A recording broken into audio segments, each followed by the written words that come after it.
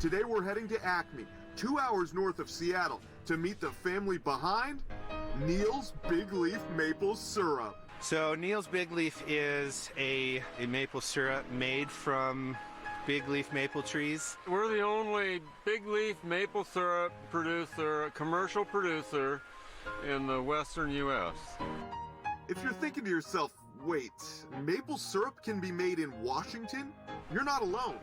Most folks didn't think our region's weather patterns would allow for commercial syrup production. It intrigued Neil enough, and I think it was 2010, I want to say, where he was like, heck, I'm going to give this a shot. At first, he was just tapping trees and carrying all these jugs home and doing it over a big fire down by the shop.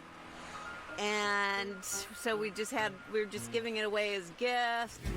Neil started like most hobbyists, producing enough syrup for 40 to 50 bottles a year. But here's the thing. This is a dynamic, multifaceted farm. So Neil's son, Devin, started sharing samples with his chef friends in Seattle. It was actually canless, and we got to know them really well. And the only response I got, how much can you get me? That was the only response. How much can you get me? And I was like, shoot, I don't know. I'll find out. That's when Neil and the team got serious about the science of sap collection. In all, they've got 15 to 20 miles of sap collection lines running through 4 different locations around the area. So these lines are what's taking the sap from the trees to your vats. Okay, it runs through this line to an extractor.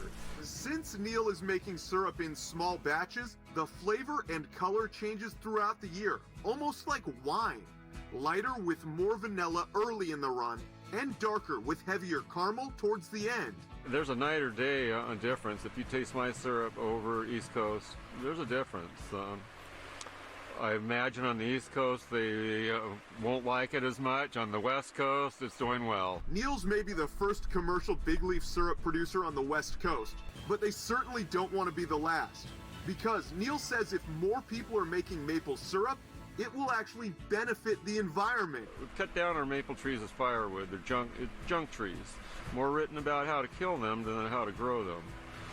My idea is you start taking secondary farmland and planted forests of maples. Not only are you pulling carbon out of the air, there's no more irrigation, and you're going to take a high-dollar crop.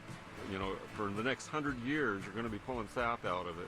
Turning sap into syrup, there is no doubt it is a lot of work.